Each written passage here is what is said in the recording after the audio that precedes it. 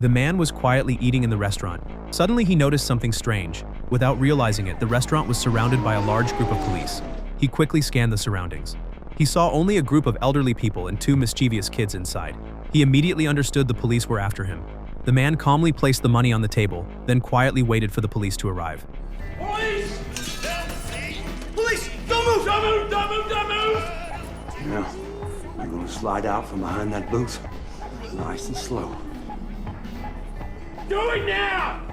The police had no idea Jack, a retired Navy SEAL, could easily take them down even without weapons. But this time he chose to stay silent, just wanting a peaceful vacation without trouble. After being taken to the police station, the female officer at the front desk asked for his identity. Jack did not respond. He silently observed the entire layout. His arrogance instantly angered the chief. The detective took Jack alone into the meeting room, explaining the case through the detective. Jack finally understood the situation. A murder had occurred the night before. The victim had two 9mm bullets in his head. The killer cleaned up the casings at the scene and casually covered the body with cardboard. The next morning, someone happened to see Jack passing by, so the police arrested him. Jack, who had been silent, finally spoke. Because I didn't kill anybody. At least not recently. And not in this town. Using details mentioned by the detective, he quickly deduced key intelligence. 3 men dropped this body. Enlighten me. Shooter was someone who knows firearms well. Bullets were small caliber, 9mm, 95 grain, that's subsonic. A silencer was used. He also knew enough to pick up his brass. This wasn't a first-timer. This was someone who knew how to conduct a quiet, effective kill.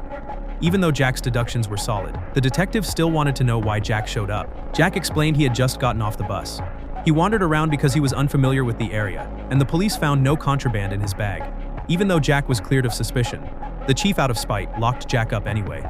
The police traced the victim through the sole number on his shoes and tracked down a stranger. He initially cooperated fully with the police, but the moment he glanced out the window, he immediately changed his story, even demanded the police arrest him on the spot. Although the detective spotted the flaw, he still brought him into the station.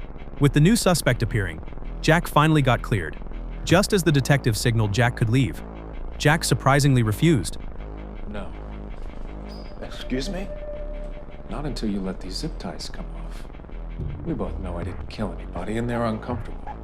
The detective told the female officer to get scissors, but Jack motioned she didn't need to. This level of restraint was like a toy to Jack. Just as Jack was about to leave the station, the detective suddenly called him back, trying to get Jack's help. The detective pulled a petty trick, claiming that even though Paul confessed, it didn't prove Jack was innocent. He even accused Paul of confessing under Jack's threat. Before Jack could defend himself, handcuffs were already on his wrists. On the way to the prison, Paul tried to talk to Jack, but Jack told him to shut up. Shut up. Half an hour later, the police car reached the prison. As soon as they entered, a guard started hassling them. The guard demanded a cavity search, claiming it was procedure. Jack knew from experience this was illegal, so he flat out refused. No. Blanket strip search policies are unconstitutional unless there's clear articulable suspicion of criminal activity. The victim I'm suspected of murdering was shot by a handgun that would measure 4 inches by 6. That weapon's not fitting inside me or any other human being without sending them to the hospital. But the guard still wouldn't let go. Jack finally lost his patience.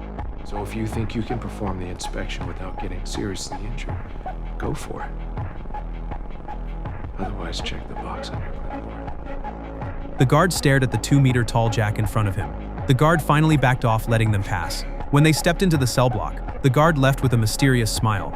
The next morning, Jack just glanced at the prison layout. Well, that's not good.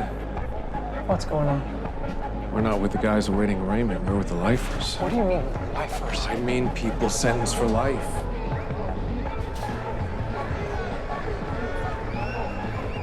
In a prison full of hardened criminals, Jack felt right at home. But the frail Paul couldn't stay calm, because in this place he felt completely vulnerable. Just 5 minutes later, the first troublemaker came in. There she is. The bully was testing if Paul was easy prey. The bully ordered him to hand over his glasses. Seeing Paul obeyed. The bully knew he was weak, so he smashed Paul's glasses with a kick, his weapon. Jack had enough of the noise. He jumped off the bed and stood between them. The bully was instantly amused by Jack's arrogance. You're in my house, fatso, and you didn't ask permission. So you and your friends can leave now, or they can carry your fat ass out in a bucket. Now I'll count to 3.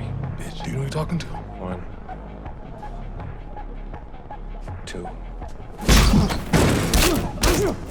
Within 3 seconds, the bully was knocked out. Under Jack's intimidation, the two minions handed over the sunglasses as compensation. Only then were they allowed to carry the bully away. Later during yard time, Paul and Jack sat on a bench talking. Jack suddenly noticed a group across staring at him. To see if they were targeting him, Jack went to the bathroom alone. Sure enough, they followed immediately. Facing being surrounded with numbers against him, Jack calmly took off his sunglasses.